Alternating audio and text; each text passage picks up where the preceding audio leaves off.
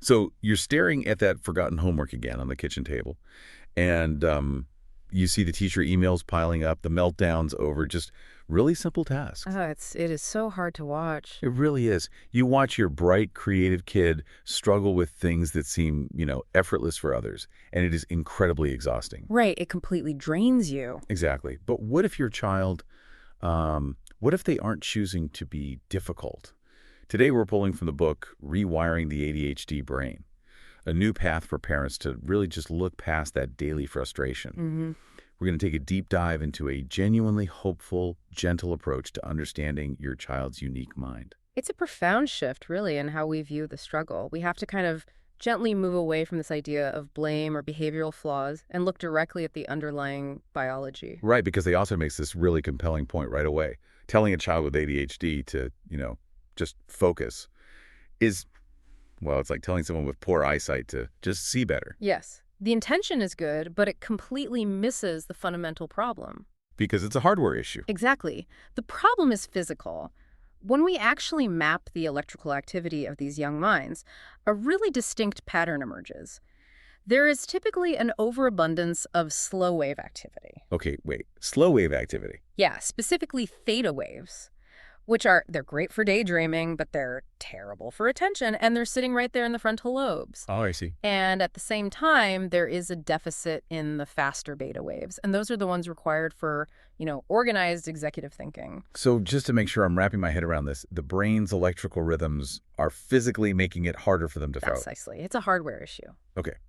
But if medications sometimes act like just a temporary software patch, one that, wears off by dinner time and can cause things like sleep disruption, how do we actually gently help the brain tune its own hardware? Well, we look toward methods that train the brain to safely adjust its own rhythms.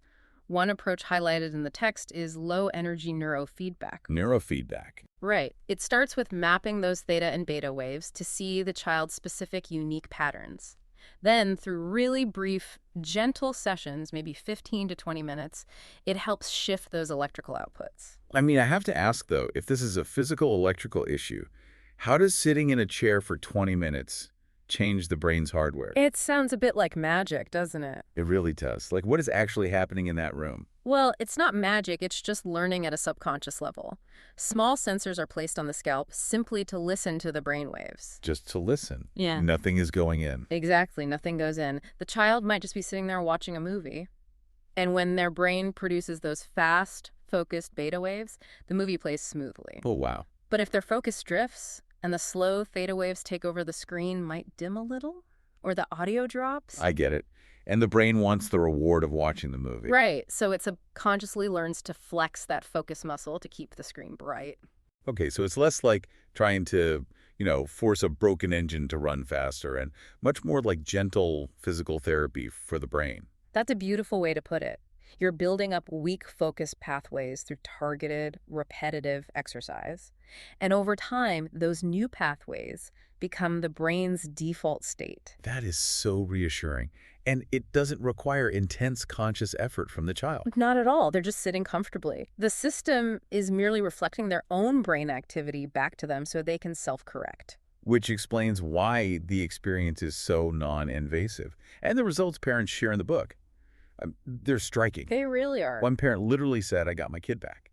Not a subdued version of them, but their actual funny, creative child, just with a brain that is finally cooperating. Because young minds are remarkably adaptable. When you address the root cause at this foundational level, the shifts can happen quite naturally. And homework time becomes less of a battleground. Exactly. They seem more present. Now, I should say, this doesn't replace the crucial structures you already have in place: supportive teachers, healthy routines, therapy. Right, those are all still vital. Absolutely. But it gives the child the biological capacity to actually use those tools. Which means your child's brain isn't broken.